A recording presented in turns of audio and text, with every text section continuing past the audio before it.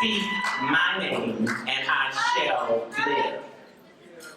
That's an African proverb that focuses on our ability to give vitality to the forerunners, to the ancestors, to the trailblazers that brought us to the point where we are tonight. And so I have come to speak the name of Harry T. Moore and Harriet S. Moore. I speak the name of Medgar Evers and Fannie Lou Hamer. I speak the name of Dr. Martin Luther King Jr.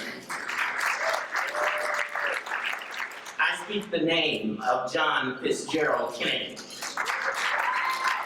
I speak the name Bobby Kennedy and Malcolm X.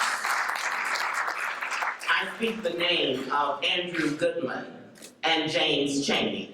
I speak the name of Emmett Till. I speak the name of Thurgood Marshall. And locally, I speak the name of July Perry. I speak the name of Dr. I. Sylvester Hankins Jr. and Arthur Pappy Kennedy. I speak the name of the people who made it possible for us, regardless of our race, our ethnicity, our religion, to be here together tonight. I speak their names.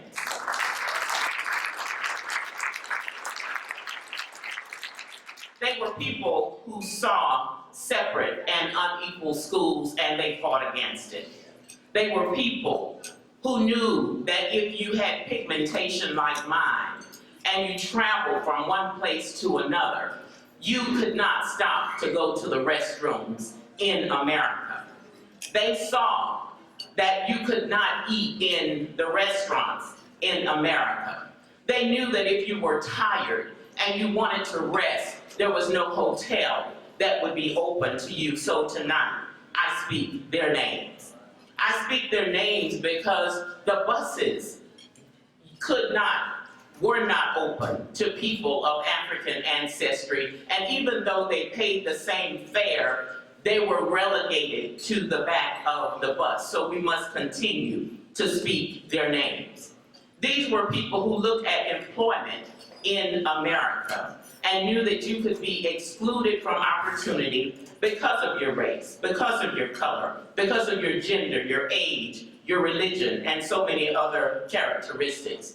These are the people who fought against poll taxes and literacy tests for people who simply wanted to be fully American and to vote, which is our constitutional right. And so tonight I speak their name. They knew that based on the Constitution, these things should not have happened. And so they wanted all of us to be fully American, and they worked to make sure that they broke down barriers. And tonight, I come to speak their name. They marched, they protested, they boycotted, they demonstrated, and we are the beneficiaries of their work, and we must continue to speak their names.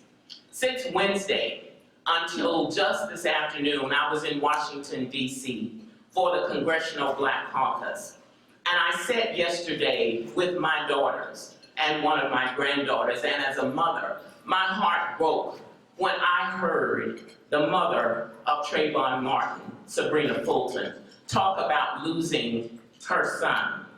My heart broke when I listened to the parents of Michael Brown talk about the promise of their son who was on his way to college, but who lost his life in gun violence here in this country. And we have a generation of young people who don't understand that the civil rights movement was a young people's movement.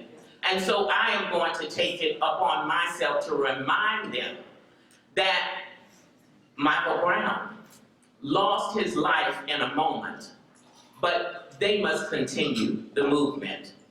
Jordan Davis lost his life in a moment, but they must continue the movement. And I'll be talking to the Dream Defenders, and I'll be talking to the young people who came up with the slogan, hands up, don't shoot, and I'll ask them to revise it to say, hands up, let's vote.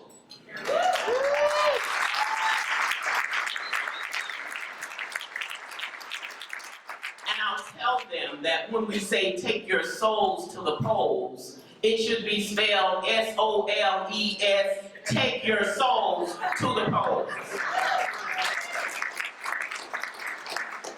When President John F. Kennedy signed the Civil Rights Act on July 2nd, 1964, that was a moment, but it was brought about by a movement. And so we have to continue the movement. And as we observe the 50th anniversary of the 1964 Civil Rights Act, we have to remember that the people who were on the stage in 1964 were saying, we've got now, who's got next? And we have to be willing to stand up and say that we've got next. And for the next generation, the young people, I'm saying to them that today, Trayvon Martin would be able to vote. He would be of age to vote, but he isn't here to vote. And I'm going to encourage them to go to the polls, take your souls to the polls, hands up, let's vote, vote in Trayvon's stead, vote in Michael Brown's stead, vote in Jordan Davis's stead, vote for them because they are not here to vote for themselves. We have to take the movement to the next stage and make sure that the next generation understands that it's a rite of passage. Just as getting a driver's license is a rite of passage to register to vote and to cast your ballot and to be truly American. We can't stop.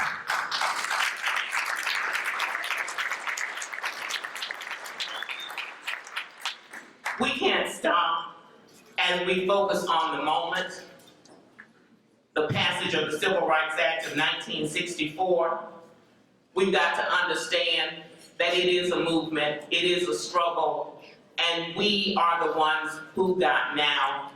The next generation must be willing to step up and say, we've got next, and we've got to get them engaged, show them that they have something to vote for.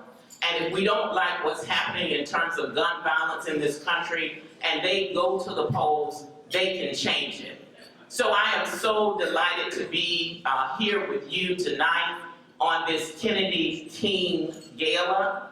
As was mentioned, I did get a Kennedy King Scholarship to attend the University of Miami, and I graduated from the University of Miami in 1970.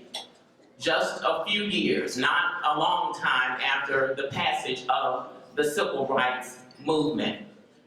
But I am here because I am committed to give back. And I think we should all be committed to give back. And yes, we want to remember the moment of July 2nd, 1964, but we also want to remember that it is a movement. Thank you.